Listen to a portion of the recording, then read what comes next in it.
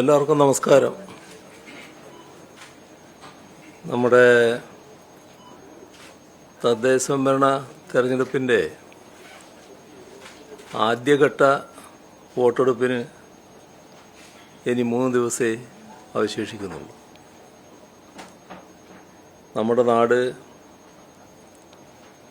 വലിയ നേട്ടങ്ങളുടെ, ഉയരങ്ങളുടെ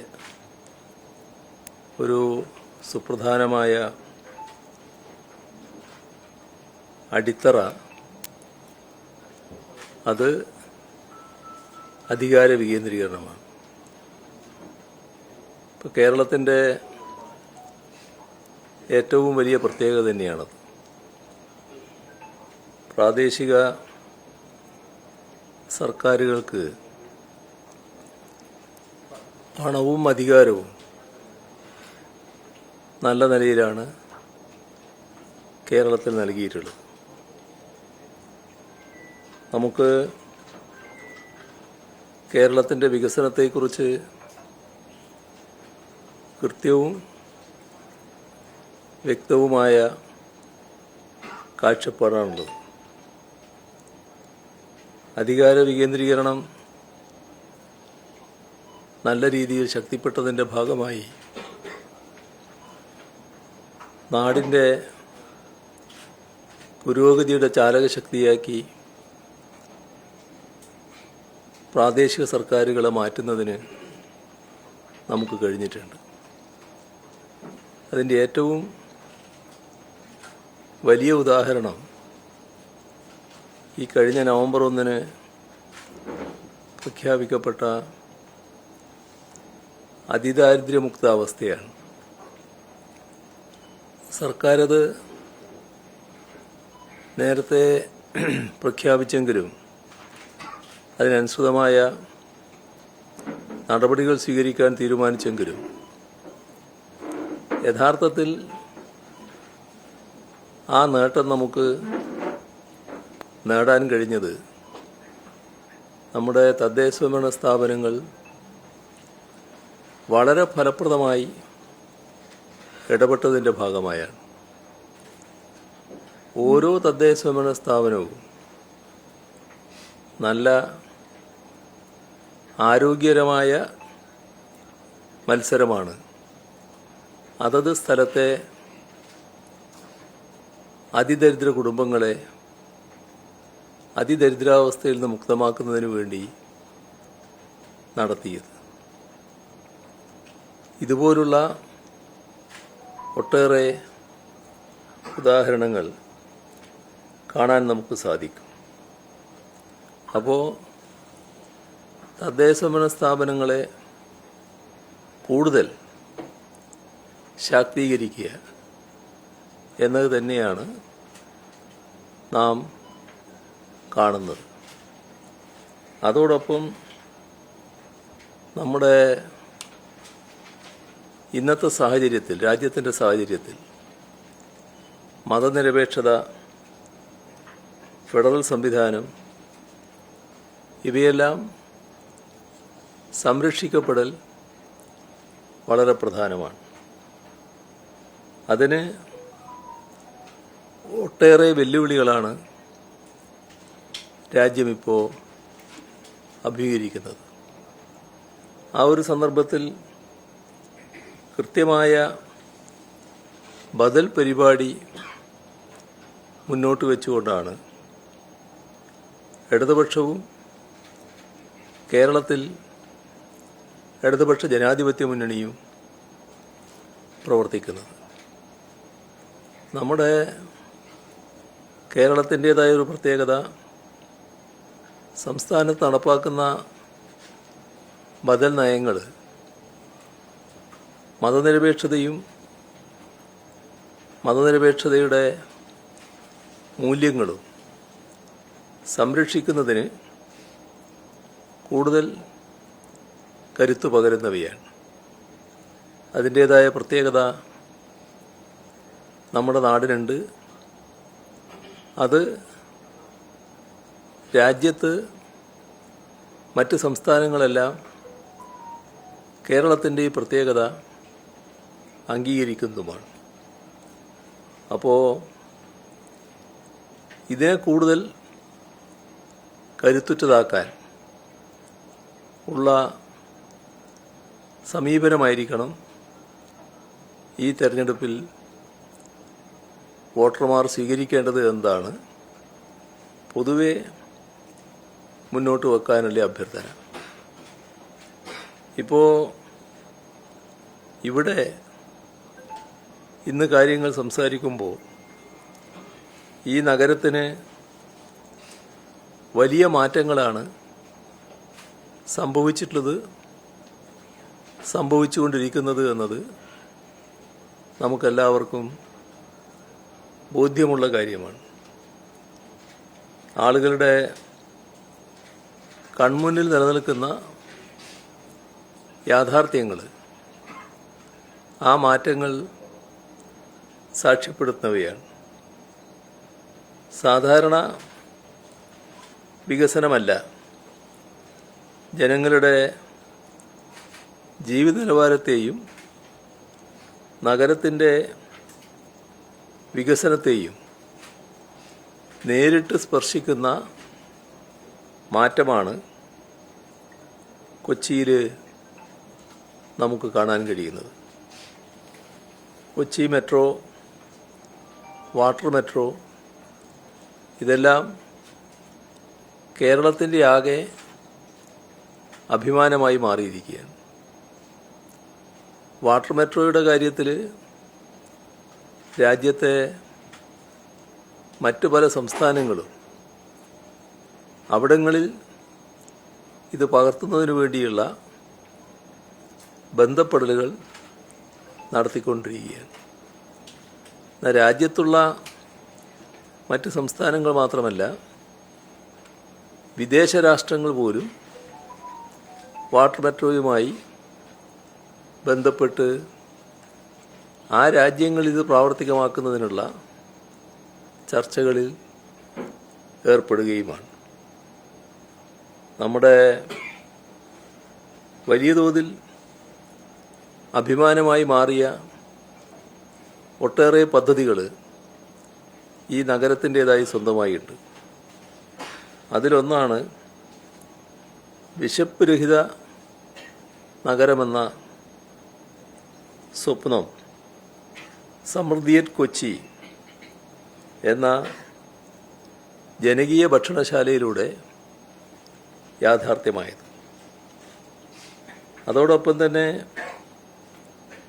നമ്മുടെ ഇവിടെ ഉണ്ടായിരുന്ന ചേരികളിൽ ജീവിതം നയിച്ചിരുന്ന,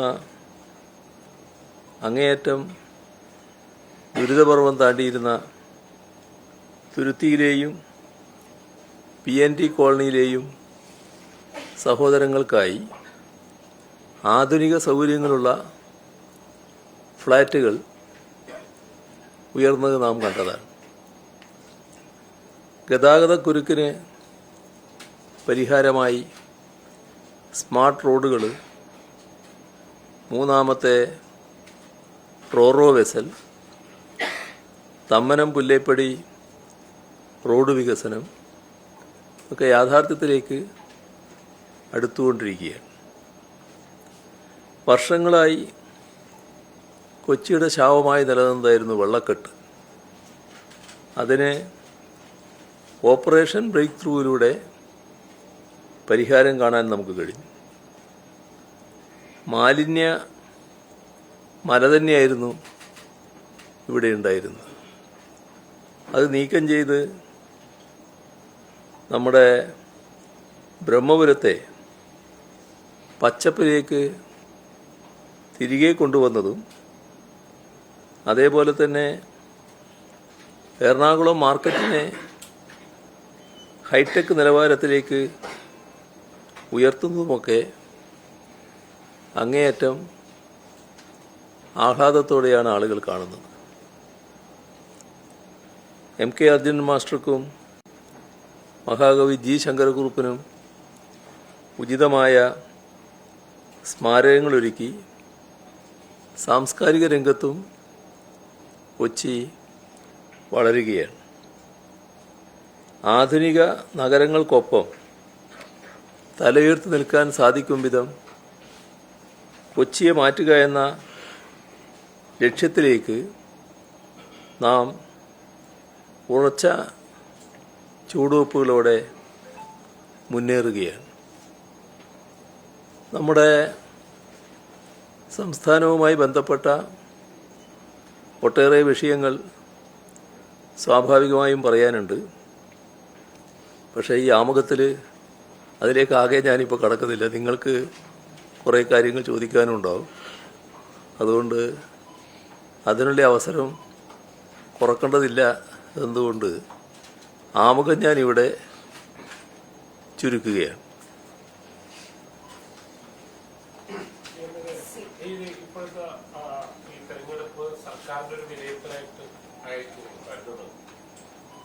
അത് ഏത് തെരഞ്ഞെടുപ്പിനെ പറ്റി വന്നാലും അത്തരം കാര്യങ്ങൾ സ്വാഭാവികമായിട്ട് നമ്മുടെ നാട്ടിൽ ചർച്ച ചെയ്യപ്പെടുമല്ലോ.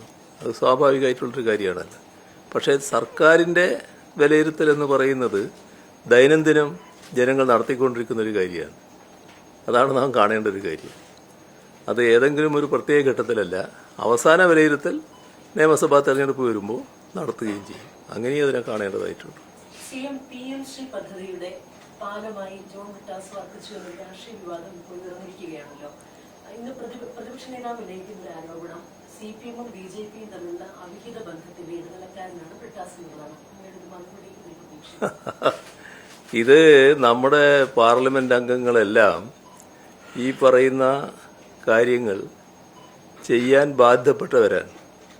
ഏത് കാര്യങ്ങൾ? സംസ്ഥാനത്തിന് അർഹതപ്പെട്ട പല കാര്യങ്ങളും നേടിയെടുക്കാനുണ്ട്. നിങ്ങളുടെ എല്ലാവരുടെയും ശ്രദ്ധയിലുണ്ടാവും, ഈ പാർലമെൻറ്റ് സമ്മേളനം നടക്കുന്നതിൻ്റെ തൊട്ടു മുൻപായി പാർലമെൻറ്റ് മെമ്പർമാരുടെ ഒരു യോഗം ഗവൺമെൻറ് വിളിച്ചു ചേർക്കും. ആ യോഗത്തിൽ വിശദമായി കാര്യങ്ങൾ അവതരിപ്പിക്കും. എന്താ കാര്യങ്ങൾ അവതരിപ്പിക്കുന്നത്? കേന്ദ്ര ഗവൺമെൻറ്റുമായി ബന്ധപ്പെട്ട കാര്യങ്ങൾ, സംസ്ഥാനത്തിന് നേടാനുള്ള കാര്യങ്ങൾ, അതിൽ MP-മാരെന്ന നിലക്ക് MP-മാർ തുറന്നു നടത്തേണ്ട ബന്ധപ്പെടലുകൾ, അതിന് സഹായകമായ കാര്യങ്ങൾ, ഇതെല്ലാമാണ് അവതരിപ്പിക്കുന്നത്. അത് ഓരോ വിഷയവുമായി ബന്ധപ്പെട്ട് വിശദമായി ചർച്ച നടത്തും. അപ്പോൾ ഉദ്ദേശിക്കുന്നത് എന്താണ്? എല്ലാ MP-മാരും ഈ കാര്യത്തിൽ നമ്മുടെ നാടിൻ്റെ കാര്യങ്ങൾ നേടിയെടുക്കുന്നതിനായി ഒന്നിച്ചു നിന്ന് പ്രവർത്തിക്കുക എന്നുള്ളതാണ്. നിർഭാഗ്യവശാൽ നേരത്തെയെല്ലാം വല്ലാത്തൊരു സമീപനമായിരുന്നു. ഈ ലോക്സഭയിൽ ചെറിയ വ്യത്യാസമുണ്ട്. കഴിഞ്ഞ ലോക്സഭയിൽ നിങ്ങളെല്ലാവരും കണ്ടതായിരിക്കുമല്ലോ.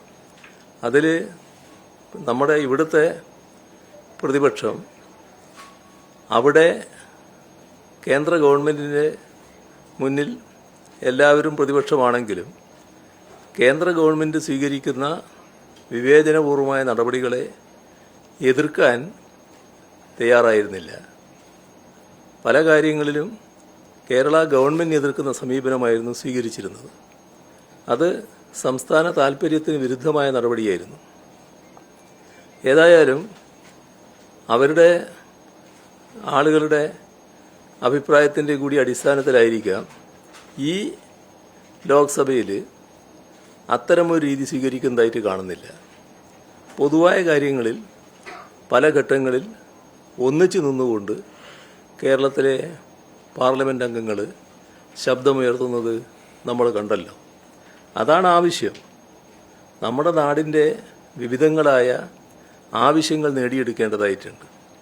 ഇപ്പോൾ കേരളത്തിൻ്റെ ആവശ്യങ്ങൾക്കായി ഒന്നിച്ച് എല്ലാവരും കൂടി ശബ്ദമുയർത്തുന്ന നില ഈ ലോക്സഭയിൽ എല്ലാ അംഗങ്ങളും സ്വീകരിക്കുന്നുണ്ട്. നമ്മൾ ഈ പരിപാടി കൊണ്ട് ഉദ്ദേശിക്കുന്നത് എന്താണ്? ഇപ്പോൾ പാർലമെൻറ്റ് സമ്മേളനത്തിന് മുൻപായി എല്ലാവരെയും വിളിച്ചു കൂട്ടുന്നതുകൊണ്ട് ഉദ്ദേശിക്കുന്നത് എന്താണ്? യഥാർത്ഥത്തിൽ പാർലമെൻറ്റ് അംഗങ്ങളെന്ന് പറയുന്നത് അവർ കേരളത്തിൻ്റെ ഒരർത്ഥത്തിൽ പറഞ്ഞാൽ അംബാസഡർമാരായി പ്രവർത്തിക്കേണ്ടവരാണ്. നമ്മുടെ നാടിൻ്റെ ആവശ്യങ്ങൾ കേന്ദ്ര സർക്കാരുമായി ബന്ധപ്പെട്ടുകൊണ്ട് അത് നേടിയെടുക്കുന്നതിന് വേണ്ടി ശ്രമിക്കേണ്ടവരാണ്. ആ പ്രവർത്തനം ഏറിയും കുറഞ്ഞും ഇപ്പോൾ വിവിധ തലങ്ങളിൽ എംപിമാർ നടത്താറുണ്ട് എന്നത് വസ്തുതയാണ്. അതിൽ രാജ്യസഭ CPM-ൻ്റെ നേതാവെന്ന നിലക്ക് ജോൺ ബ്രിട്ടാസ് ഫലപ്രദമായ ആ കാര്യങ്ങൾ നിർവഹിച്ചു പോകുന്നുണ്ട് എന്നത് എല്ലാവർക്കും അറിയാവുന്ന കാര്യമാണ്. പാർലമെൻറ്റ് അംഗങ്ങളുടെ കൂട്ടത്തിൽ നല്ല രീതിയിൽ തന്നെ ഇടപെടൽ ശേഷി ബ്രിട്ടാസ് കാണിക്കുന്നുണ്ട് എന്നുള്ളതും എല്ലാവരും അംഗീകരിക്കുന്ന കാര്യമാണ്. അപ്പോൾ നാടിൻ്റെ ആവശ്യങ്ങൾ നേടിയെടുക്കുന്നതിന് വേണ്ടി നമ്മുടെ എംപിമാർ ചെയ്യാൻ ബാധ്യതപ്പെട്ട കാര്യം അത് ബ്രിട്ടാസ് നിർവഹിച്ചു എന്ന് മാത്രമേ ഉള്ളൂ. അല്ലാതെ മറ്റേതെങ്കിലും തരത്തിലുള്ള നടപടിയല്ല ബ്രിട്ടാസിൻ്റെ ഭാഗത്ത് നിന്നുണ്ടായിട്ടുള്ളത്.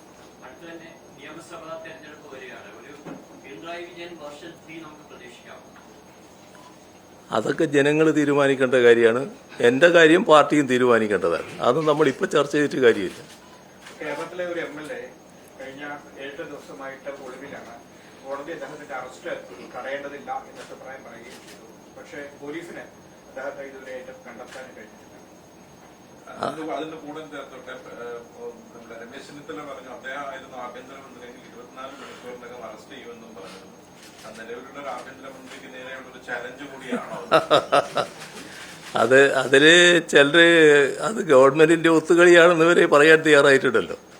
അതൊക്കെ നമ്മുടെ സമൂഹത്തിൽ എല്ലാവരും വിലയിരുത്തപ്പെടുന്ന കാര്യമാണ്. പോലീസ് ഫലപ്രദമായ നടപടികളാണ് ആ കാര്യത്തിൽ സ്വീകരിച്ചു വരുന്നത്. പക്ഷേ പോലീസിൻ്റെ കണ്ണു വെട്ടിച്ച് ഈ പറയുന്ന പ്രതിക്ക് സംരക്ഷണമൊരുക്കുന്നതിനുള്ള നടപടികളാണ് ചിലർ സ്വീകരിച്ചിട്ടുള്ളത്. അതിനകത്ത് പോയ സ്ഥലങ്ങളെ പറ്റിയൊക്കെ ഇപ്പോൾ ചില അഭ്യൂഹങ്ങൾ പരക്കുന്നുണ്ട്. അത് ബോധപൂർവം സംരക്ഷിക്കുന്നതിന് നടപടിയെടുത്തു എന്നാണ് സംശയിക്കേണ്ടത്. അപ്പോൾ ഇനിയെങ്കിലും അത്തരം സംരക്ഷണങ്ങൾ ഒരുക്കാതിരിക്കുക. പോലീസ് ഫലപ്രദമായി തന്നെ പ്രവർത്തിച്ച് ആളെ കണ്ടെത്തുമെന്ന് തന്നെയാണ് പ്രതീക്ഷിക്കുന്നത്. അല്ല, പിടിയിലാവുമെന്ന് വെച്ചാൽ പിടിയിലാവേണ്ടതല്ലേ. പിടിയിലാവുന്നതിന് ആരും എതിരല്ലാരോ. അതിന് പോലീസ് ശ്രമിച്ചുകൊണ്ടിരിക്കുകയല്ലേ. ഈ ആരോപണം വന്ന ഉടൻ തന്നെ കോൺഗ്രസ് മറ്റേ പാർട്ടിയിൽ നിന്നും ആദ്യം സസ്പെൻഡ് ചെയ്തു, പിന്നീട് കഴിഞ്ഞ ദിവസം പുറത്താക്കിയിരുന്നു. അതോടൊപ്പം തന്നെ കോൺഗ്രസ് പറഞ്ഞ ഒരു പ്രധാനപ്പെട്ട ആരോപണം CPM-ന്റെ MLA അടക്കമുള്ള പ്രധാനപ്പെട്ട ആളുകൾക്കെതിരെ സമാനമായ ആക്ഷേപം ഉയർന്നിട്ട് CPM-ന്റെ ഭാഗത്തും അത്തരം ഒരു നടപടി ഉണ്ടായിട്ടില്ല. കോൺഗ്രസ് ആണ് അതിലൊരു മാതൃകാപരമായ നിലപാടെടുത്തത് എന്ന് അവർ ആവർത്തിച്ച് പറയുന്നുണ്ട്. ഈ തെരഞ്ഞെടുപ്പ് അടുത്ത ദിവസങ്ങളിലൊക്കെ വളരെ ഒരു പ്രധാനപ്പെട്ട രാഷ്ട്രീയ നിലപാട് ആയിട്ടത് മാറി.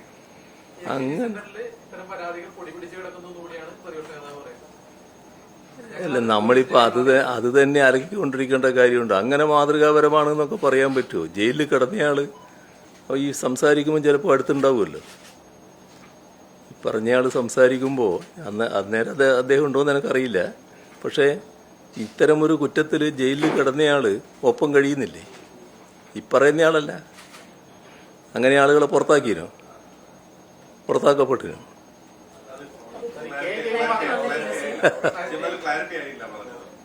ഈ MLA-മാരായിട്ടുള്ള ചിലര് ഇപ്പോൾ കോൺഗ്രസ് പാർട്ടിയിലുള്ളവര് അവര് ചിലർ ജയിലിലടക്കം കിടന്നിനല്ലോ. ആ ജയിലിൽ കിടന്നവരെ പാർട്ടിയിൽ നിന്ന് പുറത്താക്കിനോ അവര്?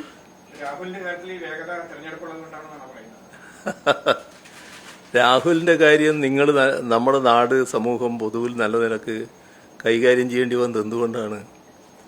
ഏതെല്ലാം രീതിയിലുള്ള വിവരങ്ങളാണ് പുറത്തു വന്നത്? എത്ര ബീഭത്സമായ കാര്യങ്ങളാണ്. നമുക്ക് സാധാരണഗതിയിൽ പ്രതീക്ഷിക്കാൻ കഴിയുന്ന കാര്യങ്ങളാണോ വന്ന കാര്യങ്ങൾ? ഞാനതാകെ ഇപ്പോൾ വീണ്ടും ആവർത്തിച്ച് പറയാനൊന്നും ഉദ്ദേശിക്കുന്നില്ല. കാരണം നിങ്ങൾക്കെല്ലാവർക്കും അറിയാവുന്ന കാര്യമാണ്. മനുഷ്യ മനസാക്ഷിയുള്ള ആരെയും ഞെട്ടിപ്പിക്കുന്ന വൈകൃതങ്ങളല്ലേ ഉണ്ടായിട്ടുള്ളത്. അതൊരു കൃത്യമായ ഒരു ലൈംഗിക വൈകൃതക്കാരൻ്റെ നടപടികളല്ലേ ഉണ്ടായിരുന്നു. ഒരു പൊതുപ്രവർത്തകന് ചേർന്നതാണോ? പൊതുസമൂഹത്തിന് ചേർന്നതാണോ? അത്തരമൊരു പൊതുപ്രവർത്തകനെ സാധാരണഗതിയിൽ പൊതുപ്രവർത്തനത്തിൽ നിന്ന് ഇത്തരം ആരോപണങ്ങൾ വരുമ്പോൾ തന്നെ മാറ്റി നിർത്താനല്ലേ ശ്രമിക്കേണ്ടിയിരുന്നത്. ഇപ്പോൾ വന്നിടത്തോളം കാര്യങ്ങൾ വന്നാൽ ആദ്യം വന്ന വാർത്തകളെല്ലാവരും ഇത് നേരത്തെ തന്നെ ഇതുമായി ബന്ധപ്പെട്ട വിവരങ്ങൾ നേതൃത്വം അറിഞ്ഞിരുന്നു എന്നല്ലേ പറയുന്നത്?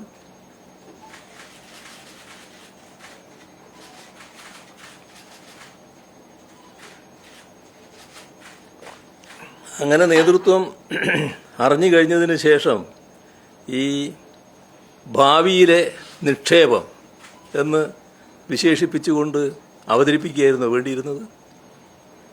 അതൊക്കെ സ്വയമേവ പരിശോധിക്കേണ്ട കാര്യമല്ലേ? ബന്ധപ്പെട്ട നേതൃത്വങ്ങൾ പരിശോധിക്കേണ്ട കാര്യമല്ലേ? സാധാരണഗതിയിൽ ഏതെങ്കിലും ഒരു പാർട്ടിക്ക് അങ്ങനെ ചെയ്യാൻ സാധിക്കുമോ? എപ്പോഴും ഇത്തരം ആളുകളെ അകറ്റി നിർത്താനല്ലേ ഏത് പാർട്ടിയും ശ്രമിക്കേണ്ടത്? ഇന്ത്യൻ നാഷണൽ കോൺഗ്രസ് എന്ന് പറഞ്ഞാൽ മഹത്തായ ഒരു പാർട്ടിയല്ലേ, മഹത്തായ പാരമ്പര്യമുള്ളൊരു പാർട്ടിയല്ലേ? ആ പാരമ്പര്യം തീർത്തും കളഞ്ഞു കുളിക്കുന്നത് ശരിയാണോ? അവരാലോചിക്കേണ്ടതല്ലേ അതൊക്കെ? പ്രസിഡന്റ് സ്ഥാനത്ത് നിന്ന് ആദ്യമേ വാർത്ത വന്നപ്പോൾ തന്നെ മാറ്റി, പിന്നീട് പാർലമെന്ററി പാർട്ടിയിൽ നിന്ന് മാറ്റി, ഇതൊക്കെയാണ് കോൺഗ്രസ് പറയുന്നത്. അല്ല, ഇതൊക്കെയാണല്ലോ ഞാനും പറഞ്ഞത്. അല്ല, അതിന് ശേഷമുള്ളതാണല്ലോ ഞാനും പറഞ്ഞത്. ഈ പരാതി പെൺകുട്ടികൾ പരാതി കൊടുക്കാതെ വെട്ടുകിളി കൂട്ടം നിരന്തരമായി ഇവർ ആക്രമിക്കുന്നത്, പല സ്ത്രീകളെയും സൈബർ അറ്റാക്കിംഗ് നടത്തുന്നത്. അതുകൊണ്ടാണ് പരാതികൾ പരാതിയായിട്ട് വരാത്തതെന്നാണ് ഇപ്പോഴും പറയുന്നത്. അപ്പൊ ഇത്തരക്കാർക്കെതിരെ ഒരു ശക്തമായ നടപടി ഉണ്ടാവും. നിങ്ങൾ കാണേണ്ടത് ഇപ്പോൾ ഏറ്റവും ഒടുവിൽ വന്ന പരാതിയിൽ പറയുന്ന കാര്യങ്ങൾ. പരാതി പരിശോധിച്ചാലേ അതിൻ്റെ വസ്തുതകൾ മനസ്സിലാക്കാൻ പറ്റൂ. പക്ഷേ അല്ല എന്നിപ്പോൾ ആർക്കും പറയാൻ പറ്റില്ലല്ലോ. കാരണം ഒരാൾ എത്തിച്ചു കൊടുക്കുകയാണെന്നാണല്ലോ. എന്താ അതിന് പറയുക സാധാരണ മലയാളത്തിൽ? ഞാനിപ്പോൾ പറയുന്നില്ല കേട്ടോ, നിങ്ങൾക്ക് എല്ലാവർക്കും അറിയാമല്ലോ. നിങ്ങളെല്ലാവരും നല്ല ശൈലിയിൽ എഴുതുന്നവരും പറയുന്നവരുമാണല്ലോ. അങ്ങനെയൊരു ഒരു ഒരു അധപ്പതനം എങ്ങനെയാണ് ഒരു പാർട്ടിയിൽപ്പെട്ട ആളുകൾക്ക് സംഭവിക്കുന്നത്? അതാണോ സാധാരണ രാഷ്ട്രീയ പ്രവർത്തനം എന്ന് പറയുന്നത്? ആളെ ഇങ്ങനെ എത്തിച്ചു കൊടുക്കലാണോ രാഷ്ട്രീയ പ്രവർത്തനത്തിൻ്റെ ഭാഗമായിട്ട് ചെയ്യേണ്ടത്? ഒരാൾ ആഫീസും പൂട്ടി സ്ഥലം വിട്ടു എന്ന് പറഞ്ഞില്ലേ ഇതിൻ്റെ ഭാഗമായിട്ട്? അങ്ങനെയുള്ള കാര്യങ്ങളല്ലേ ഇവിടെ സംഭവിച്ചിട്ടുള്ളത്. പിന്നെ എന്തിനാണ് ഈ നിങ്ങൾ പറഞ്ഞ വെട്ടുകിളികൾ രംഗത്ത് വരുന്നത്? ഇയാളെ തൊട്ട് ആരും പറയാൻ പാടില്ല. അങ്ങനെ പറയുമ്പോൾ, അങ്ങനെ പറയാൻ തയ്യാറായാൽ ആ പറയുന്നവർക്കെതിരെയുള്ള ഭയങ്കര അസഭ്യവർഷം, എന്തെല്ലാം ആക്ഷേപങ്ങൾ, ഏതെല്ലാം തരത്തിലുള്ള അവഹേളിക്കലുകൾ. നിങ്ങൾ ചില ആളുകളെ, നിങ്ങളെന്ന് പറഞ്ഞാൽ ഇവിടെ എറണാകുളത്തുള്ളവരല്ല, ചിലയിടത്തുണ്ടായല്ലോ മാധ്യമ പ്രവർത്തകർ ചില കോൺഗ്രസ് നേതാക്കളെ കാണുമ്പോൾ, കോൺഗ്രസ് നേതാക്കളോട് ചോദ്യങ്ങൾ ചോദിക്കുമ്പോൾ ഇതുമായി ബന്ധപ്പെട്ട് ചോദ്യം വന്നപ്പോൾ എന്താ കണ്ട ബഹളം? ഇതൊക്കെ സാധാരണ സംഭവിക്കുന്നൊരു കാര്യമാണോ? ഏതെങ്കിലും പാർട്ടിയിൽ സംഭവിക്കും ഇങ്ങനെ? അതും കേരളത്തിലെ ഇന്ന് ജീവിച്ചിരിക്കുന്ന കോൺഗ്രസ് നേതാക്കളിലെ ഏറ്റവും പ്രമുഖൻ അല്ലെങ്കിൽ പ്രമുഖരിലൊരാൾ എന്ന് പറയാവുന്നയാൾ സംസാരിക്കുകയാണ്. ആ സംസാരിക്കുമ്പോഴാണ് സ്വന്തം അനുയായികൾ തന്നെ വലിയ തോതിൽ ബഹളം വെക്കുന്നത്. എന്തുകൊണ്ട് ഇദ്ദേഹത്തെപ്പറ്റി ചോദ്യം വന്നുകൂടാ? നൽകുന്ന കൃത്യമായ സന്ദേശം എന്താണ്? ആരും ഇദ്ദേഹത്തെ തൊടാൻ പാടില്ല, ഇദ്ദേഹം ചെയ്ത തെറ്റുകളെക്കുറിച്ച് പറയാൻ പാടില്ല, അതെല്ലാം ഞങ്ങളുടെ സ്വന്തമാണ് എന്ന ഒരു സന്ദേശം നൽകിക്കൊണ്ടിരിക്കുകയല്ലേ. ഇത്തരത്തിൽ ഒരു സംരക്ഷണ വലയം എന്തിനാണ് ഒരുക്കാൻ തയ്യാറായത്? അതും നമ്മൾ ആലോചിക്കേണ്ടതല്ലേ. നമുക്ക് ആ വിഷയം വിടാ കേട്ടോ, അത് തന്നെ ഇങ്ങനെ പറഞ്ഞുകൊണ്ടിരിക്കണ്ട.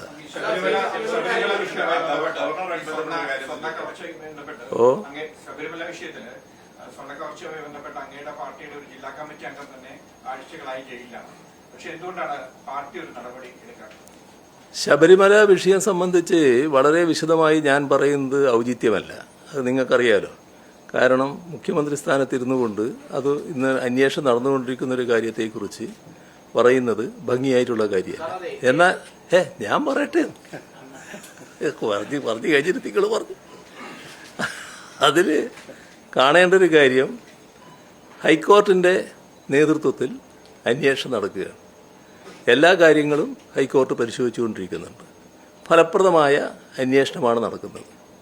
ഹൈക്കോർട്ടിൻ്റെ മേൽനോട്ടവും നല്ല രീതിയിൽ നടക്കുന്നുണ്ട്. ആ വഴിക്ക് നമുക്ക് ആ അന്വേഷണത്തിൽ പൂർണ്ണ തൃപ്തി രേഖപ്പെടുത്താം. പിന്നെ CPIM-നെ സംബന്ധിച്ചിടത്തോളം CPIM ഒരു കാര്യം വ്യക്തമാക്കിയിട്ടുണ്ട്. ഈ കാര്യത്തിൽ ആര് തെറ്റ് ചെയ്താലും ആ തെറ്റ് ചെയ്തവരെ സംരക്ഷിക്കുന്ന ഒരു നടപടിയും പാർട്ടിയുടെ ഭാഗത്ത് ഉണ്ടാകില്ല എന്നത് CPIM വ്യക്തമാക്കിയുള്ള കാര്യവുമാണ്. കോടതിയുടെ തീരുമാനം വരുന്നവരെ CPM കാത്തിരിക്കുന്നതാണ്. അത് ഞാൻ പറഞ്ഞു. പറയും. ഗവർണറുമായി ബന്ധപ്പെട്ടതാണ് നമ്മുടെ ഈ സാങ്കേതിക സർവകലാശാലയിലെയും ഡിജിറ്റൽ സർവകലാശാലയിലെയും VC-മാരെ നിയമിക്കുന്നതിൽ മുഖ്യമന്ത്രി കൊടുത്ത പാനലിലുള്ള പ്രയോറിറ്റി ലിസ്റ്റിൽ നിന്നല്ല ഗവർണർ ഇപ്പോ സുപ്രീം കോടതിയിലേക്ക് ലിസ്റ്റ് കൊടുത്തിരിക്കുന്നത്. നമ്മുടെ സ്വകാര്യ സർവകലാശാല ബില്ലും പ്രസിഡന്റിന്റെ കയ്യിലാണ്. ഇത്തരം സാധനങ്ങൾ നമ്മുടെ ഫെഡറൽ സംവിധാനത്തെ എത്രത്തോളം ബാധിക്കുന്നു? നമ്മുടെ ഈ വിദ്യാഭ്യാസ മേഖലയിൽ അനിശ്ചിതാവസ്ഥയ്ക്ക് ഒരുപാട് കാരണമാകുന്നില്ലേ ഗവർണറുടെ ഇടപാടുകൾ, നിലപാടുകൾ? തീർച്ചയായും ഫെഡറൽ സംവിധാനത്തെ അപകടപ്പെടുത്തുന്ന ഒരുപാട് നീക്കങ്ങൾ കേന്ദ്ര ഗവൺമെന്റിന്റെ ഭാഗത്തു നിന്നുണ്ട്. അതിന്റെ ഭാഗമായിട്ടുള്ള നടപടികൾ ഗവർണർമാരും പലയിടത്തും സ്വീകരിച്ചു പോകുന്നുണ്ട്. എന്നാൽ ഇക്കാര്യത്തിൽ കൃത്യമായ സുപ്രീം കോടതിയുടെ നിലപാടുകളുടെ ലംഘനമല്ലേ ഉണ്ടായിട്ടുള്ളത് എന്ന് സംശയിക്കേണ്ടതായിട്ടുണ്ട്. കാരണം ഞാൻ ഒരു മുഖ്യമന്ത്രി എന്ന നിലക്ക് ഇവിടെ ഈ പറയുന്ന മുൻഗണനാക്രമത്തിലുള്ള ലിസ്റ്റ് കൊടുത്തത് ഗവൺമെൻറ് തീരുമാനിച്ചതിൻ്റെ ഭാഗമായിട്ടല്ല, സുപ്രീം കോടതിയുടെ നിർദ്ദേശം പാലിച്ചതാണ്. സുപ്രീം കോടതി പറഞ്ഞത് ഈ പറയുന്ന ലിസ്റ്റ് മുഖ്യമന്ത്രിയുടെ കയ്യിൽ കിട്ടിയാൽ അതിൽ മുൻഗണന നിശ്ചയിച്ചുകൊണ്ട് ഗവർണർക്ക് കൊടുക്കണം. ഞാൻ മനസ്സിലാക്കിയത് ആ ലിസ്റ്റിൽ നിന്ന്, മുഖ്യമന്ത്രി നൽകുന്ന ലിസ്റ്റിൽ നിന്ന് ഒരാളെ ഗവർണർ VC-ആയി നിയമിക്കണം. ഇതാണ് സുപ്രീം കോടതിയുടെ കൃത്യമായ നിർദ്ദേശം. ആ നിർദ്ദേശം ഗവർണറെ പോലൊരാൾ ലംഘിക്കുന്നത് എന്തടിസ്ഥാനത്തിലാണ്? മനസ്സിലാക്കാൻ കഴിയാത്തൊരു കാര്യമാണത്. നിർദ്ദേശമനുസരിച്ചാണ്, സുപ്രീം കോടതിയുടെ നിർദ്ദേശമനുസരിച്ചാണ് മുഖ്യമന്ത്രി ഈ പറയുന്ന ലിസ്റ്റ് കൊടുക്കുന്നത്. ആ ലിസ്റ്റിൽ പറയുന്ന ആളുകളെ പരിഗണിക്കുന്നേയില്ല. എന്നിട്ടോ എന്തെല്ലാം കാരണങ്ങൾ കൊണ്ട് ഈ നേരത്തെ തന്ന ലിസ്റ്റിൽപ്പെട്ട ഒരാൾ അയോഗ്യയാണ് എന്നത് മുഖ്യമന്ത്രി ചൂണ്ടിക്കാണിച്ചത് അതിനെ പൂർണ്ണമായി തള്ളിക്കൊണ്ട് അങ്ങനെയുള്ള ആളെ അടക്കം നിയമിക്കുന്ന നിലയാണ് സ്വീകരിച്ചിട്ടുള്ളത്. വളരെ വിചിത്രമായ കാര്യമാണ്. ഇത്ര നഗ്നമായി സുപ്രീം കോടതിയുടെ നിർദ്ദേശം ലംഘിക്കാനുള്ള മനോഭാവം എങ്ങനെയാണ് ഗവർണർക്ക് ഉണ്ടാകുന്നത്? ഏതെങ്കിലും ഒരു ഗവർണർക്ക് മാത്രമായിട്ട് അങ്ങനെ ഒരു ധൈര്യം വരുമോ? ഇതാണ് നാം ചിന്തിക്കേണ്ട കാര്യം. സുപ്രീം കോടതിയുടെ നിർദ്ദേശം പരസ്യമായി ലംഘിക്കപ്പെട്ടിരിക്കുന്നു. ബാക്കി കാര്യങ്ങൾ കോടതി ആലോചിക്കേണ്ടതാണ്. ഇന്ന് കോടതി അതുമായി ബന്ധപ്പെട്ട കാര്യങ്ങൾ ആലോചിക്കുന്നുണ്ട് എന്നാണ് തോന്നുന്നത്. കോടതിയുടെ നിർദ്ദേശം വരട്ടെ, അതനുസരിച്ച് നമുക്ക് എല്ലാവർക്കും പ്രവർത്തിക്കാം.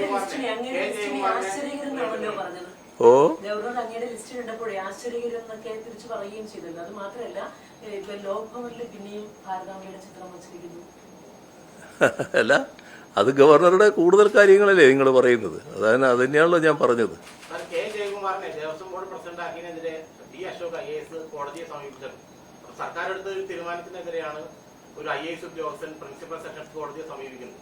അതൊരു ഭരണഘടനാപരമായിട്ടും റൂൾ ഓഫ് ഇൻഷുറൻസിന്റെ ഭാഗമായിട്ട് ശരിയല്ല. രണ്ടാമത്തെ കാര്യം, ജയകുമാറും മറ്റ് അംഗങ്ങളും തമ്മിലുള്ള ഭിന്നത രൂക്ഷമാകുന്ന പത്രങ്ങളൊക്കെ വരുന്നുണ്ട്.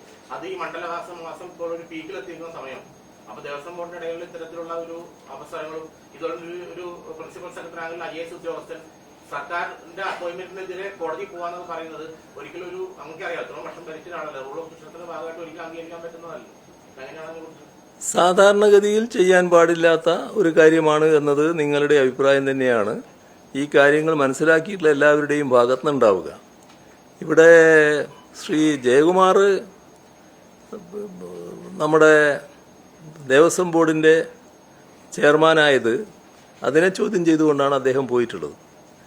ദേവസ്വം ബോർഡിൻ്റെ ചെയർമാൻ സ്ഥാനത്ത് അദ്ദേഹം ഗവൺമെൻറ് നിശ്ചയിച്ചതിൻ്റെ ഭാഗമായിട്ട് മാറിയതാണ്. ഇവിടെ ചോദിച്ച കാര്യം അദ്ദേഹം സർവീസിലിരിക്കുന്ന ഒരാളാണെന്നാണ്.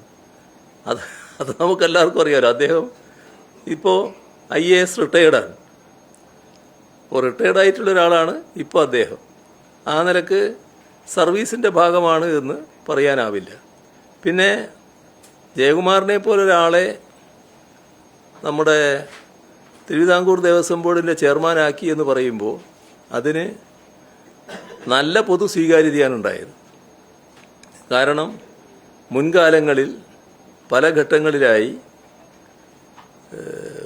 ശബരിമലയുമായി ബന്ധപ്പെട്ട വിഷയങ്ങളിൽ അദ്ദേഹത്തിൻ്റെ വൈദഗ്ധ്യം തെളിയിച്ചിട്ടുള്ളതാണ്. പലതരത്തിൽ സേവനം നടത്താൻ അദ്ദേഹം അവിടെ തയ്യാറായിട്ടുണ്ട്. അപ്പോൾ അതിൻ്റെ ഭാഗമായി തന്നെ അദ്ദേഹത്തിൻ്റെ പേര് പൊതുവിൽ അയ്യപ്പ ഭക്തരെല്ലാം നല്ല നിലക്കാണ് സ്വാഗതം ചെയ്തിട്ടുള്ളത്. അപ്പോൾ നല്ല ഫലപ്രദമായ കാര്യങ്ങൾ നിർവഹിക്കാൻ അദ്ദേഹത്തിന് അവിടെ കഴിയുമെന്ന് തന്നെയാണ് പ്രതീക്ഷിക്കുന്നത്. പിന്നെ അങ്ങ് പറഞ്ഞ കാര്യത്തിൽ ഒരു ഭാഗം വന്നത് ഇദ്ദേഹവും ബോർഡ് അംഗങ്ങളും തമ്മിൽ എന്തോ അസ്വാരസ്യമുണ്ട്. അങ്ങനെ ഒരു കാര്യമില്ല. അദ്ദേഹത്തെ ബോർഡ് അംഗങ്ങളെല്ലാം നല്ല രീതിയിൽ തന്നെ അംഗീകരിക്കുകയാണ്. എല്ലാവരും അംഗീകരിക്കുന്നൊരു മനുഷ്യനാണല്ലോ ജയകുമാർ, നമുക്കെല്ലാവർക്കും അറിയാലോ. അദ്ദേഹം പൊതുവെ എല്ലാവർക്കും സ്വീകാര്യനായിട്ടുള്ള ഒരാളാണല്ലോ. കാരണം നിഷ്പക്ഷമായി കാര്യങ്ങൾ നിർവഹിക്കാൻ പറ്റുന്ന ഒരാളാണ്. നല്ല കാര്യക്ഷമതയോടെ കാര്യങ്ങൾ നിർവഹിക്കും. അതിൽ നല്ല ചടുലതയും ഉണ്ടാകും. അപ്പോൾ നല്ല നിലക്ക് തന്നെ ഈ കാലയളവ് അദ്ദേഹത്തിൻ്റെ സേവനം ശബരിമലക്ക് ഉപയോഗിക്കാൻ കഴിയുമെന്ന് തന്നെയാണ് പ്രതീക്ഷിക്കുന്നത്. നമ്മുടെ കിഫ്ബിയുമായി ബന്ധപ്പെട്ട് നമ്മുടെ മസാല ബോണ്ട് ഇറക്കിയതുമായി ബന്ധപ്പെട്ട് ED, കിഫ്ബിയുടെ CEO, CM അവർക്കെല്ലാം നോട്ടീസ് കൊടുക്കുന്നുണ്ട്. അപ്പൊ ലാൻഡ് അക്വിസിഷനുമായിട്ട് ബന്ധപ്പെട്ട് വലിയ ലാൻഡ് അക്വയർ പർച്ചേസ് ചെയ്യുന്നതിലാണ് കിഫ്ബി ചെയ്തത്. അതിലാണ് ED ഒബ്ജക്ഷൻ പറഞ്ഞിട്ടുണ്ട്. എന്തുകൊണ്ടാണ് ഈ അവസരത്തിൽ അതിനെപ്പറ്റി എന്താ താങ്കൾ കാണുന്നത്? തെരഞ്ഞെടുപ്പ് അടുത്ത വേളയിൽ സർക്കാരിനെ പ്രതിസന്ധിയിലാക്കാനാണോ, അത് മറ്റെന്തെങ്കിലും രാഷ്ട്രീയ താല്പര്യങ്ങളുണ്ടോ അതിനകത്ത്? അതിൽ അവസാനം പറഞ്ഞ കാര്യം തെരഞ്ഞെടുപ്പ് എടുക്കുമ്പോൾ ചില കാര്യങ്ങൾ ഉണ്ടാവുമല്ലോ. അതിൻ്റെ ഭാഗമായിട്ട് പല കാര്യങ്ങൾ ആലോചിക്കുന്നുണ്ടാകാം. അതിലൊന്നായിരിക്കാം ഇത്. ഇനി എന്തൊക്കെയാണ് വരാനുള്ളത് എന്ന് അവർക്കേ അറിയാവൂ, നമുക്കറിയില്ലല്ലോ. പക്ഷെ ഇത് വളരെ പരിഹാസ്യമായിപ്പോയി. കാരണം ഈ കിഫ്ബിക്കെതിരെയുള്ള നോട്ടീസ് എന്ന് പറയുന്നത് തീർത്തും പരിഹാസ്യമായൊരു കാര്യമാണ്. കിഫ്ബി എന്തിനാണ്? ഞങ്ങളത് പലവട്ടം വ്യക്തമാക്കിയിട്ടുള്ളതാണ്. ഈ കേരളത്തിൽ എല്ലാവർക്കും അറിയാലോ. പശ്ചാത്തല സൗകര്യ വികസനത്തിന് വേണ്ടിയാണ് കിഫ്ബിയെ കൊണ്ടുവന്നത്. അതിൻ്റെ ഭാഗമായി അന്ന് 2016 തന്നെ കിഫ്ബി വരുമ്പോൾ തന്നെ ഗവൺമെൻറ് വ്യക്തമാക്കിയ കാര്യമുണ്ട്. 5 വർഷം കൊണ്ട് 50,000 കോടി രൂപയുടെ പശ്ചാത്തല സൗകര്യ വികസനം ഉണ്ടാക്കാനാണ് ഉദ്ദേശിക്കുന്നത്. ഒരു ബദൽ സാമ്പത്തിക സ്രോതസ്സായിട്ടാണ് നമ്മളതിനെ കണ്ടിരുന്നത്. ഫലപ്രദമായത് പ്രവർത്തിച്ചു. അതിൻ്റെ ഭാഗമായി 50 62,000 കോടി രൂപയുടെ പദ്ധതികളാണ് ആ ഘട്ടത്തിൽ ഏറ്റെടുക്കുന്ന നില വന്നത്. ഇപ്പോൾ അത് 90,000 കോടി കടന്നു നിൽക്കുകയാണ്. അത്തരമൊരു സ്ഥാപനം നമ്മുടെ പശ്ചാത്തല സൗകര്യ വികസനത്തിനായി പ്രവർത്തിച്ചു എന്നതിൻ്റെ മേലെയാണ് ഇപ്പോൾ ആരോപണം ഉന്നയിച്ചിരിക്കുന്നത്. 2 കൈയും ഉയർത്തിക്കൊണ്ട് അത് ഞങ്ങൾ ചെയ്തതാണ് എന്ന് തന്നെയാണ് പറയാനുള്ളത്. ഇവിടെ പശ്ചാത്തല സൗകര്യ വികസനത്തിന് വേണ്ടിയുള്ള കാര്യങ്ങൾ നിർവഹിക്കാനാണ് കിഫ്ബിയെ കൊണ്ടുവന്നത്. ആ കിഫ്ബി ആ കാര്യങ്ങൾ നിർവഹിച്ചിട്ടുണ്ട്. കിഫ്ബി നിർവഹിച്ച കാര്യങ്ങളെല്ലാം റിസർവ് ബാങ്ക് ഓഫ് ഇന്ത്യ അംഗീകരിച്ച മാനദണ്ഡങ്ങൾക്ക് അനുസൃതമായിട്ടുള്ളതാണ്. റിസർവ് ബാങ്ക് ഓഫ് ഇന്ത്യയുടെ മാനദണ്ഡങ്ങളിൽ നിന്ന് അണുകിട വ്യതിചലിച്ചുകൊണ്ട് ഒരു കാര്യവും കിഫ്ബി ചെയ്തിട്ടുമില്ല. അപ്പോൾ നിങ്ങൾ ചോദിച്ചതിൻ്റെ അവസാന ഭാഗത്തുള്ളതുപോലെ തെരഞ്ഞെടുപ്പാകുമ്പോൾ ഇങ്ങനെ പലതും വരാമെന്ന് മാത്രമേ കണക്കാക്കേണ്ടതായിട്ടുള്ളൂ. കിഫ്ബിയില് ഈ 300% വലിയ ശതമാനം പിഴപ്പലിശ എന്നുള്ള ഭീഷണിയാണ് ഇപ്പൊ മുന്നിൽ നിൽക്കുന്നത്. ഈ നമുക്ക് സ്റ്റേറ്റിന് എഫക്റ്റീവായി മറുപടി കൊടുക്കാൻ പറ്റിയില്ലെങ്കിൽ ഈ കിഫ്ബി ഈ ലാൻഡ് അക്വിസിഷൻ യൂട്ടിലൈസ് ചെയ്ത തുകയുടെ എത്രയോ മടങ്ങ് നമ്മൾ പലിശ കൊടുക്കുകയാണെന്നാണ്. അത് ശരിക്കും പശ്ചാത്തലം അങ്ങ് പറഞ്ഞതുപോലെ പശ്ചാത്തല വികസനത്തിന് പണം ചെലവാക്കുമ്പോൾ നമ്മളെ ടാക്സ് ചെയ്യുന്ന അല്ലെങ്കിൽ ശിക്ഷിക്കുന്ന ഒരു സമീപനം ആണെന്ന് അഭിപ്രായമുണ്ടോ? അല്ല, ഇതൊക്കെ ആഗ്രഹങ്ങളല്ലേ. ഇന്നതെല്ലാം ചെയ്യുമെന്നും ആഗ്രഹം പ്രകടിപ്പിക്കുന്നതാണല്ലോ. അതിനാണല്ലോ നമ്മുടെ നാട്ടിൽ നിയമവ്യവസ്ഥകളുള്ളത്. ആ നിയമവ്യവസ്ഥ ഇപ്പോഴും ഇല്ലാതായിട്ടില്ലല്ലോ. സ്വാഭാവികമായും ആ നിയമവ്യവസ്ഥയുടെ മുന്നിൽ സർക്കാരും കിഫ്ബിയും എടുക്കാൻ പോകുന്ന നിലപാടിതാണ്. ഞങ്ങൾ പശ്ചാത്തല സൗകര്യ വികസനത്തിന് വേണ്ടിയുള്ള കാര്യങ്ങൾ ചെയ്തിട്ടുണ്ട്. അത് ചെയ്തത് റിസർവ് ബാങ്ക് ഓഫ് ഇന്ത്യയുടെ മാനദണ്ഡങ്ങൾക്കനുസൃതമായിട്ടാണ്. ഒരു ലംഘനവും ആ കാര്യത്തിൽ ഞങ്ങളുടെ ഭാഗത്ത് ഉണ്ടായിട്ടില്ല. ഇതാണ് സ്വീകരിക്കാൻ പോകുന്ന നിലപാട്. പ്രതിപക്ഷ നേതാവ് വി. സതീശന്റെ മണ്ഡലം അവിടെ വ്യാപകമായിട്ട് ജമാഅത്തെ ഇസ്ലാമി ബഷീറുമായിട്ട് ഒരു ധാരണ ഉണ്ടാക്കിയതായിട്ട് LDF പോലും പരസ്യമായിട്ട് ആരോപിച്ചിരുന്നു. അതിനെക്കുറിച്ച് അത് ശ്രദ്ധിച്ചിരുന്നു. ഇതിന്റെ തുടർച്ചയായുള്ള ചോദ്യമാണ്. UDF ഓപ്പണായിട്ട് ജമാഅത്ത് ഇസ്ലാമിയായിട്ട് ഒരു ബന്ധം വരുന്ന നിലയിലാണ് ഇപ്പൊ പുറത്തു വരുന്ന വാർത്തകൾ. എങ്ങനെയാണ് ഇതിനെ കാണുന്നത്? ജമാഅത്തെ ഇസ്ലാമി നമ്മുടെ കേരളത്തിൽ പലതരത്തിൽ ഇടപെട്ടുകൊണ്ടിരിക്കുകയാണല്ലോ. പക്ഷേ ജമാഅത്തെ ഇസ്ലാമി എന്നത് കേരളത്തിൽ മാത്രം പ്രവർത്തിക്കുന്ന ഒരു സംഘടനയാണെന്ന് പറയാൻ സാധിക്കില്ലല്ലോ. ഇപ്പം ഈ തെരഞ്ഞെടുപ്പിൽ പരസ്യമായ രാഷ്ട്രീയ സഖ്യം ഉണ്ടാക്കാനാണ് കോൺഗ്രസും UDFും ജമാഅത്തെ ഇസ്ലാമിയുമായി ചേർന്ന് തയ്യാറായിട്ടുള്ളത്. കേരളത്തിലെ മുസ്ലിം ബഹുജനങ്ങൾ നമുക്കെല്ലാവർക്കും അറിയാം. അതിലുള്ള പ്രധാനപ്പെട്ട വിഭാഗങ്ങൾ, അത് സുന്നി വിഭാഗങ്ങളായാലും മുജാഹിദ് വിഭാഗങ്ങളായാലും, ഇവരെല്ലാം കഴിഞ്ഞാൽ പിന്നെയുള്ളത് വളരെ നാമമാത്രമായ ആൾക്കാർ മാത്രമാണ്. ഈ പറയുന്നവർ മഹാഭൂരിഭാഗവും അംഗീകരിക്കാത്ത ഒരു കൂട്ടരാണ് ജമാഅത്തെ ഇസ്ലാമി. കാരണം ജമാഅത്തെ ഇസ്ലാമി മറ്റ് മുസ്ലിം വിഭാഗങ്ങൾ പ്രവർത്തിക്കുന്നത് പോലുള്ളൊരു പ്രവർത്തന രീതിയല്ല സ്വീകരിക്കുന്നത്. ഇപ്പോൾ അങ്ങനെയുള്ള ജമാഅത്തെ ഇസ്ലാമിയെ കൂട്ടുപിടിക്കുക എന്നത് അങ്ങേയറ്റം ആത്മഹത്യാപരമായ നിലപാടാണ് കോൺഗ്രസിനെ സംബന്ധിച്ചിടത്തോളം. UDFന് വോട്ട് ചെയ്യുന്ന മുസ്ലിം ബഹുജനങ്ങളുണ്ടല്ലോ, ആ മുസ്ലിം ബഹുജനങ്ങൾക്ക് ജമാഅത്തെ ഇസ്ലാമി മുന്നോട്ട് വെക്കുന്ന നയം, മുന്നോട്ട് വെക്കുന്ന രാഷ്ട്രീയം ഉൾക്കൊള്ളാൻ കഴിയുമോ? കഴിയില്ല എന്നുള്ളതാണ് വസ്തുത. എന്നിട്ടും 4 വോട്ട് കിട്ടുമെങ്കിൽ അത് പ്രധാനമാണ് എന്ന് കണക്കാക്കി ജമാഅത്തെ ഇസ്ലാമിയുമായുള്ള അവിശുദ്ധ സഖ്യത്തിനാണ് കോൺഗ്രസ് തയ്യാറായിട്ടുള്ളത്. ഇപ്പോൾ ഇന്നലെ ഒരു ചാനലിൽ ശ്രീ MN കാരശ്ശേരി പറയുന്നത് കേൾക്കാനിടയായി. അദ്ദേഹം വളരെ ശക്തമായ രീതിയിലാണ് ഈ നിലപാടിനെ ആക്ഷേപിക്കുന്നതായി കണ്ടത്. എന്താ കാരണം? കോൺഗ്രസിൻ്റെ നിലപാടുകളിൽ ഏതെങ്കിലും തരത്തിലുള്ള വ്യത്യസ്തത സാധാരണ പ്രകടിപ്പിക്കുന്നയാളെല്ലാവരും അദ്ദേഹം.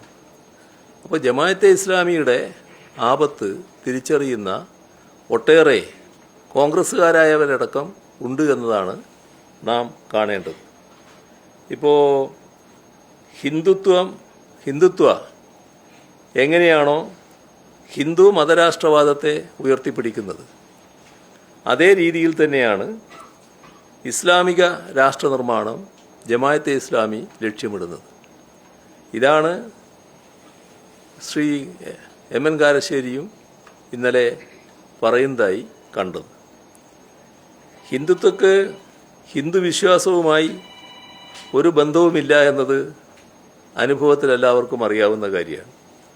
അതുതന്നെയാണ് ജമാഅത്തെ ഇസ്ലാമി പോലുള്ള രാഷ്ട്രീയ ഇസ്ലാമിന് സാധാരണഗതിയിലുള്ള ഇസ്ലാം വിശ്വാസികളുമായിട്ട് ഒരു ബന്ധവുമില്ല എന്നത് നാം കാണേണ്ടത്. ഇപ്പോൾ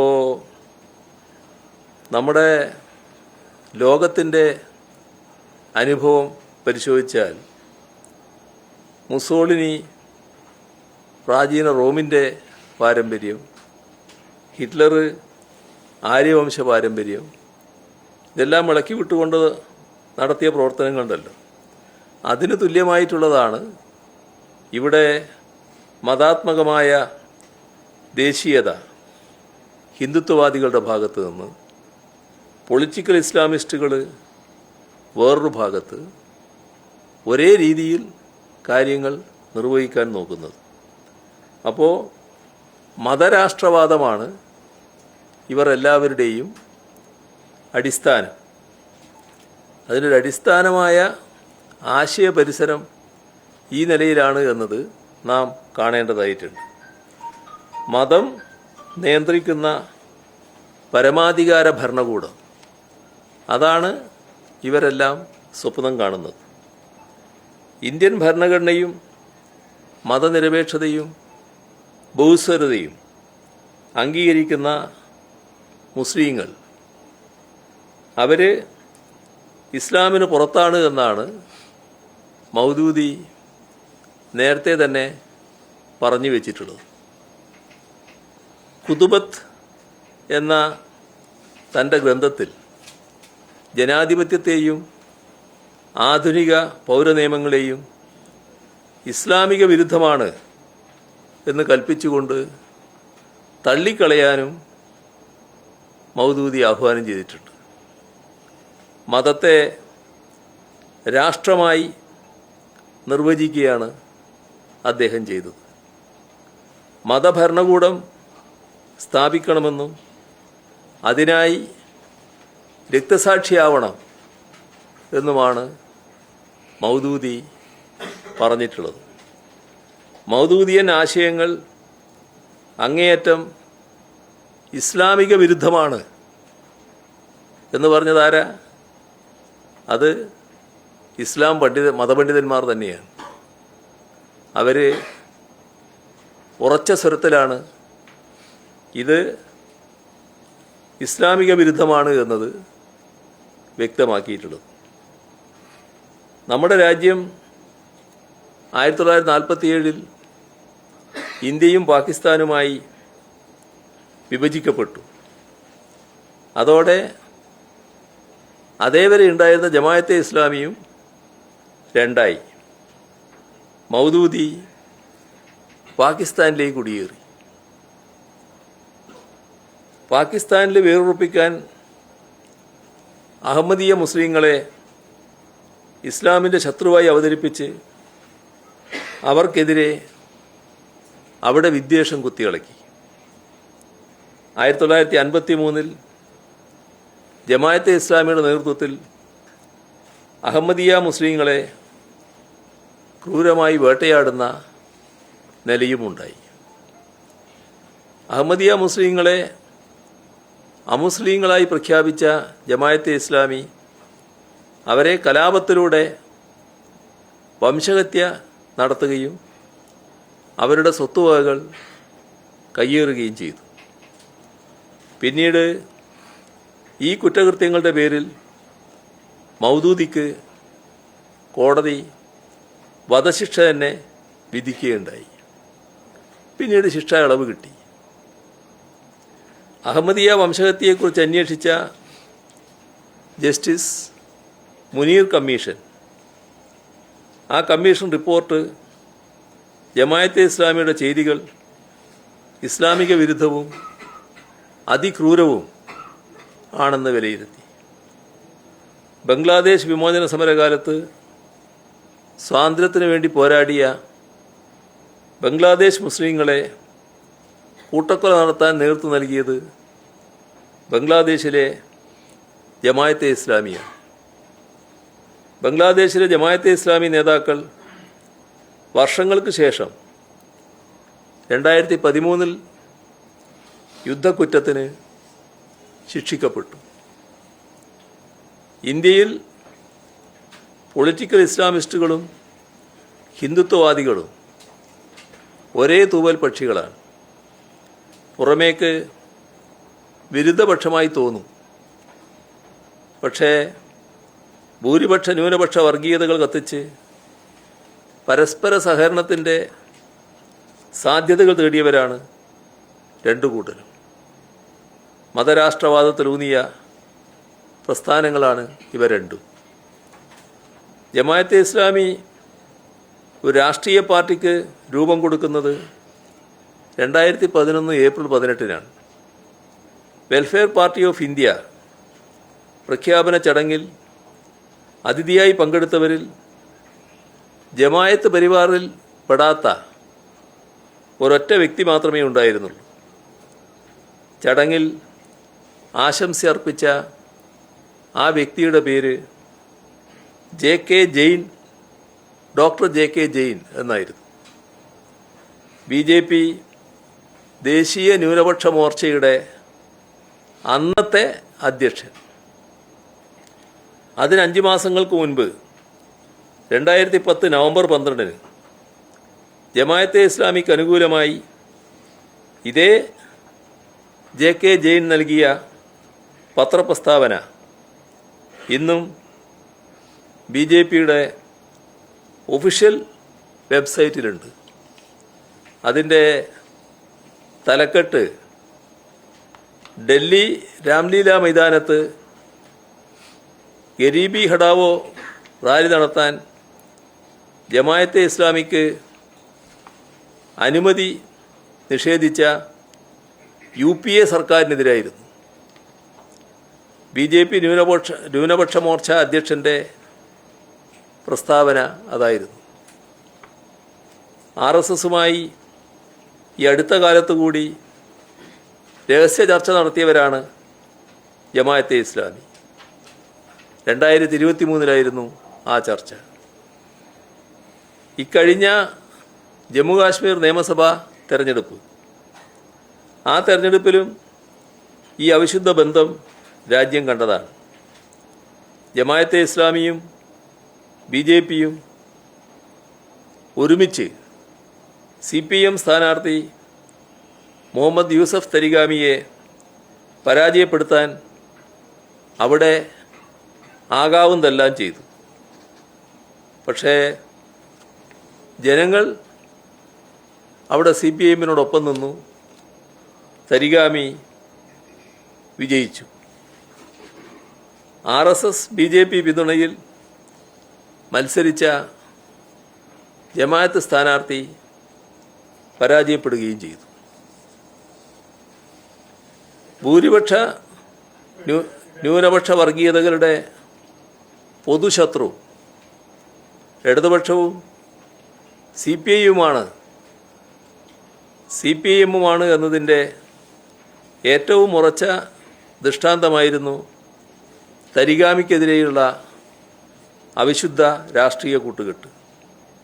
തരിഗാമിയുടെ വിജയം മറ്റാരേക്കാളും ജമാഅത്തെ ഇസ്ലാമിക്കേറ്റ തിരിച്ചടി കൂടിയായിരുന്നു. ഇവിടെ ജമാഅത്തെ ഇസ്ലാമിയെയും BJPയെയും ഒരുപോലെ സന്തോഷിപ്പിച്ച് കൂടെ നിർത്താനാണ് UDF ശ്രമിക്കുന്നത്. അതിനെതിരെ അവരുടെ അണികളിൽ തന്നെ ഉയരുന്ന എതിർപ്പുകൾക്ക് അവർ ചെവി കൊടുക്കുന്നുമില്ല. എങ്ങനെയും 4 വോട്ട് സമ്പാദിക്കാനാകുമോ? ആ ഒറ്റ അജണ്ടയിൽ നാടിൻ്റെ സമാധാനവും മതനിരപേക്ഷ പാരമ്പര്യവും പണയം വെക്കുകയാണ് UDF ചെയ്യുന്നത്. അതിന് ഇന്ത്യൻ യൂണിയൻ മുസ്ലിം ലീഗ് അവരുടെ അണികളിൽ മഹാഭൂരിഭാഗം ഇതിനെല്ലാം എതിരാണെങ്കിലും കുടപിടിച്ച് നിൽക്കുകയും ചെയ്യുന്നു. ഇതാണ് കാണാൻ കഴിയുന്നത്. ഈ UDF കൺവീനറെ നിരന്തരമായിട്ട് CPIയും കേരള കോൺഗ്രസിനെയും UDFിലേക്ക് ക്ഷണിച്ചുകൊണ്ടിരിക്കുന്നുണ്ട്. അങ്ങനെ ശ്രദ്ധയിൽ പെട്ടിരുന്നു. ആ മോഹങ്ങൾക്ക് ആർക്കെങ്കിലും അതിരിടാൻ പറ്റുമോ?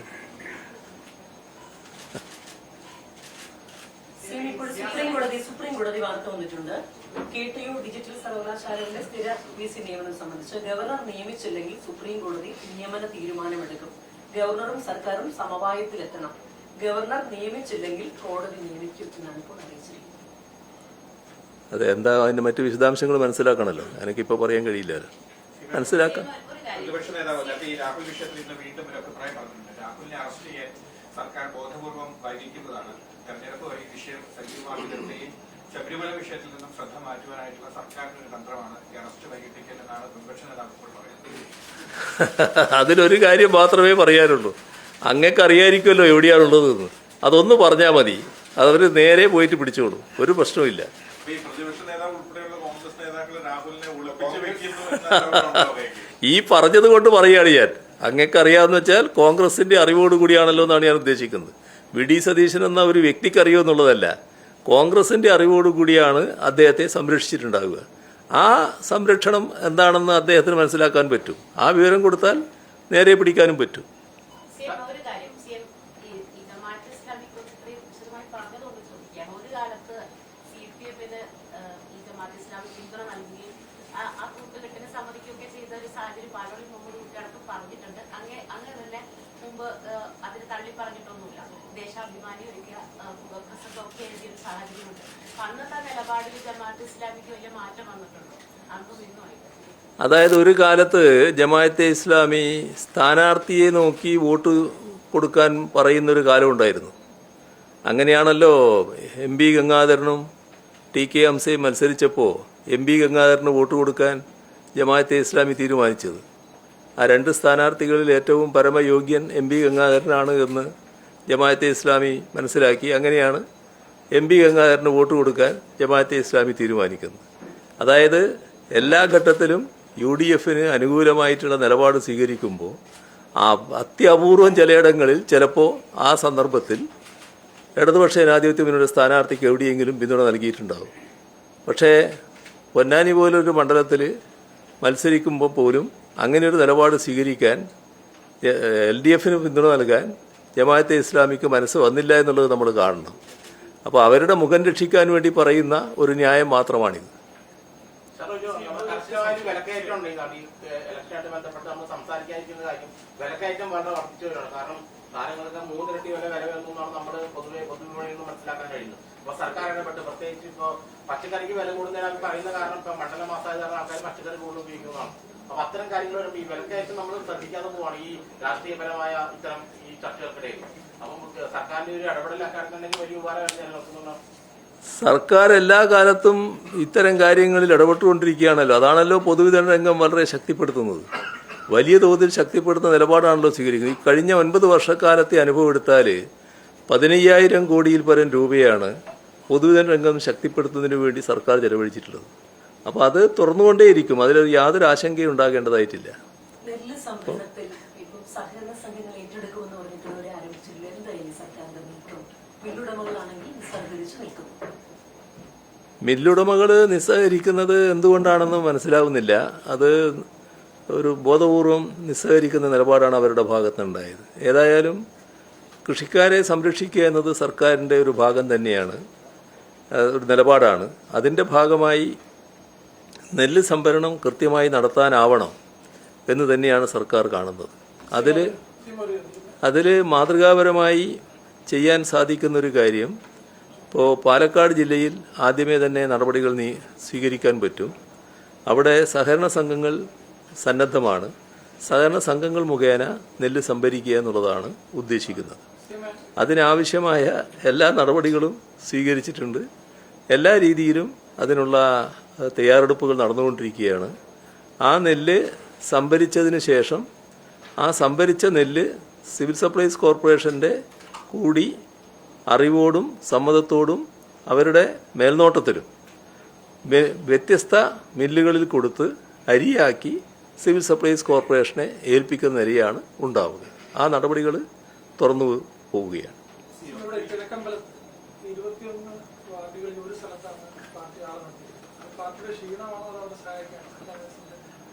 എന്താ നോക്കണം, എന്താന്ന് എനിക്കറിയില്ല, നോക്കണം. ഇപ്പൊ നമുക്ക് അപ്പോൾ അതിൽ കോൺഗ്രസിന്റെ നേതാക്കൾ എല്ലാവരും തന്നെ പറയുന്നത് മുകേഷും അതുപോലെ തന്നെ പത്മകുമാറും അവർക്കൊന്നും തന്നെ CPM ആ ഒരു ധാർമ്മികത കാണിക്കുന്നില്ല, കോൺഗ്രസിന്റെ ഒരു ധാർമ്മികത കാണിക്കുന്നില്ല, പുറത്താക്കാനോ അല്ലെങ്കിൽ ഏതെങ്കിലും ഒരു നടപടിയെടുക്കാനോ ആ ഒരു ധാർമ്മികത എന്തുകൊണ്ട് CPM-ന്റെ ഭാഗത്തുനിന്ന് ഉണ്ടാവുന്നില്ല എന്നുള്ളത് പ്രതിപക്ഷം ചോദിക്കുകയാണ്. ഇപ്പോൾ ഇവിടുത്തെ ജില്ലയിലെ ഒരു MLA ഇല്ലേനോ കോൺഗ്രസിന്റെ, എന്തേനോ അദ്ദേഹത്തിന്റെ പേര് എൽദോസ്. അതുപോലെ തിരുവനന്തപുരത്തൊരു MLA വിൻസെന്റ്, അവരൊക്കെ ഇപ്പോൾ കോൺഗ്രസ് തന്നെയല്ലേ. ഇരിക്കട്ടെ, അപ്പോൾ നമുക്ക് ഇവിടെ അവസാനിപ്പിക്കാം. നന്ദി. പ്രിയമുള്ളവരെ, ഒരു ചെറിയൊരു റിക്വസ്റ്റ് ഉണ്ട്. CM ഇവിടുന്ന് നമ്മുടെ താഴെ അല്ലി അമ്പലക്കടവിൽ ഇറങ്ങിയിട്ട് നമ്മുടെ 57ാം സ്ഥാപക ദിനാഘോഷത്തിന്റെ ഭാഗമായ ഒരു കേക്ക് മുറിച്ച് ഈ ആഘോഷ പരിപാടി ഉദ്ഘാടനം ചെയ്യും. അത് കഴിഞ്ഞ് CM പോകും. വളരെ എന്താ പറയുക, വളരെ വാർത്താധിഷ്ഠിതമായ ഒരുപാട് ചോദ്യങ്ങൾ ഉയർന്നു വന്നു. ഈ തെരഞ്ഞെടുപ്പ് കാലത്ത് മാധ്യമപ്രവർത്തകരെ കാണാൻ തുടക്കത്തിൽ തന്നെ എറണാകുളം പ്രസ് ക്ലബിനെ തെരഞ്ഞെടുത്തതിലുള്ള ഈ മുഖ്യമന്ത്രിയോടുള്ള എറണാകുളം പ്രസ് ക്ലബിന്റെ ഈ ഭരണസമിതി കമ്മിറ്റിയുടെ പേരിലൊരു നന്ദി അറിയിക്കുന്നു. നമുക്ക് താഴേക്ക് പോകാം.